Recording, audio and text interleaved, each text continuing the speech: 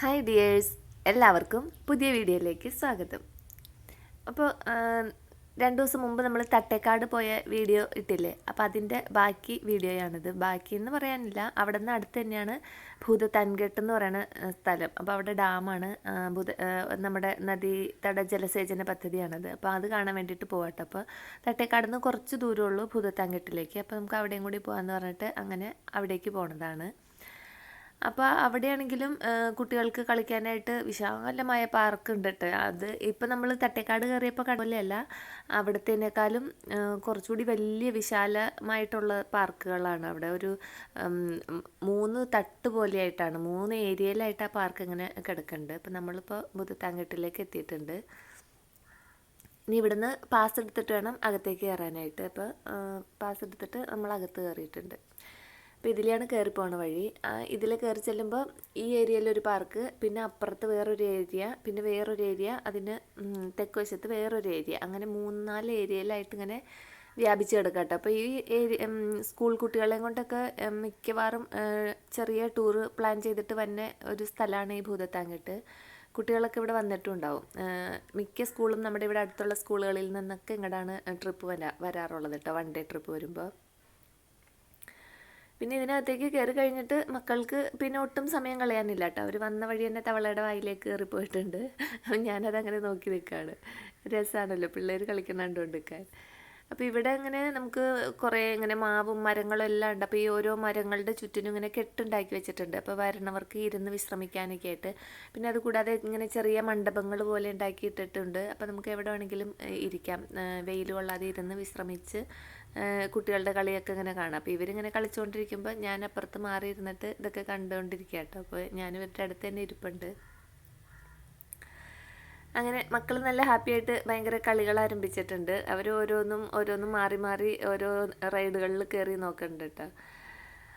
ഞാനും അപ്പോൾ ഇവിടെ ഇരുന്നിട്ട് എൻ്റെ ചുറ്റുപാട് ഇങ്ങനെ ഓരോ കാഴ്ചകൾ കണ്ട് ഞാനും നിരീക്ഷിച്ചുകൊണ്ടിരിക്കുക. അപ്പോൾ ഇന്നാണെങ്കിൽ ഇഷ്ടം പോലെ ആളുകൾ വന്നിട്ടുണ്ട്. അപ്പോൾ വെക്കേഷൻ ടൈമാണ്, ഓണം കഴിഞ്ഞിട്ട് പിറ്റേ ദിവസമാണ്. അപ്പോൾ എല്ലാവരും നല്ലൊരു ഓണം മൂഡിലും ആ ഒരു ട്രിപ്പിൻ്റെ മൂഡിലേക്കാണ്. അപ്പോൾ കുറേ ആളുകൾ വന്നിട്ടുണ്ട്.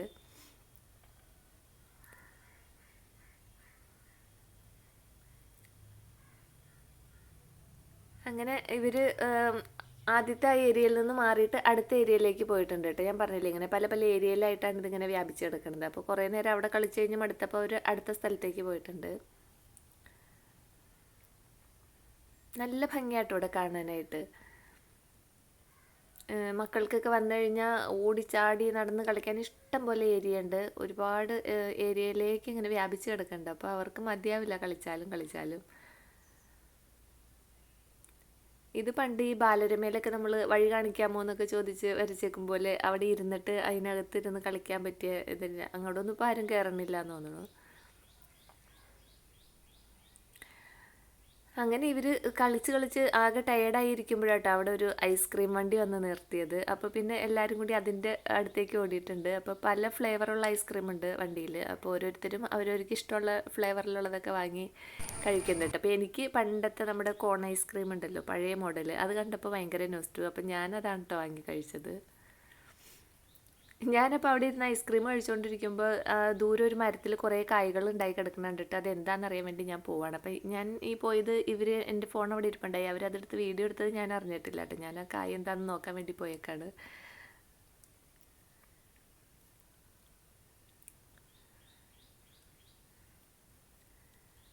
നല്ലൊരു സന്ധ്യ ആവാറായ ഒരു സമയമാണ്. അപ്പോൾ ഇവിടെയാണെങ്കിൽ നല്ല പാട്ടും ഉണ്ട് കേട്ടോ. അപ്പോൾ നല്ലൊരു അന്തരീക്ഷം, നല്ല സുഖമായിട്ട്, വെയിലും ഇല്ല ഇപ്പോൾ അധികം.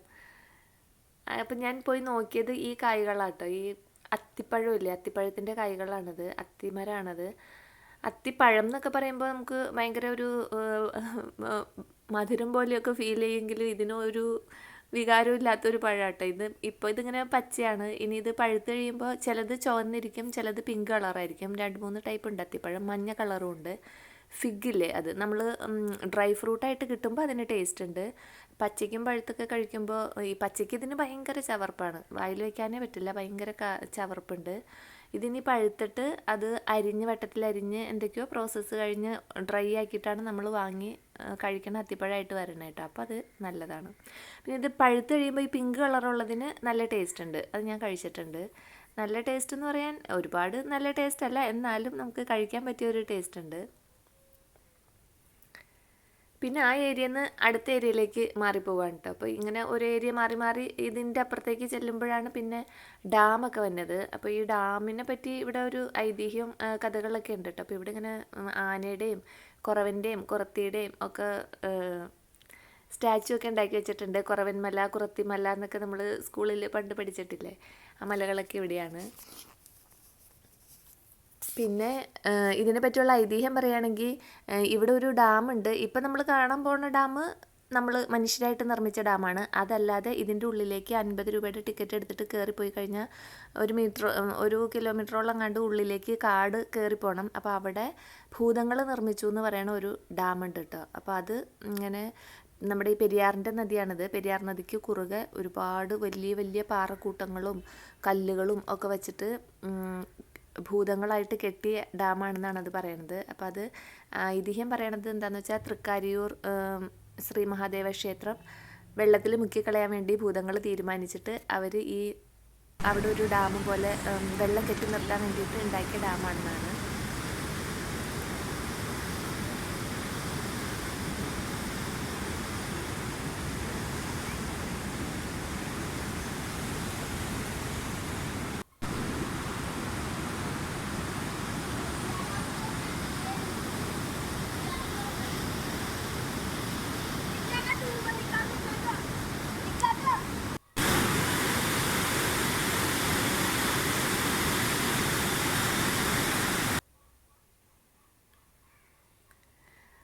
അപ്പോൾ ഭൂതങ്ങൾ ഇത് രാത്രി ചെയ്തുകൊണ്ടിരിക്കുമ്പോൾ ശിവൻ ഇവർ നേരം വെളുത്തു എന്നറിയാൻ വേണ്ടി ഒരു കോഴിയുടെ സൗണ്ട് ഉണ്ടാക്കിയപ്പോൾ നേരം വെളുത്തെന്ന് വിചാരിച്ച് ഇവർ ഓടിപ്പോയി. അങ്ങനെയാണത് പകുതിയിൽ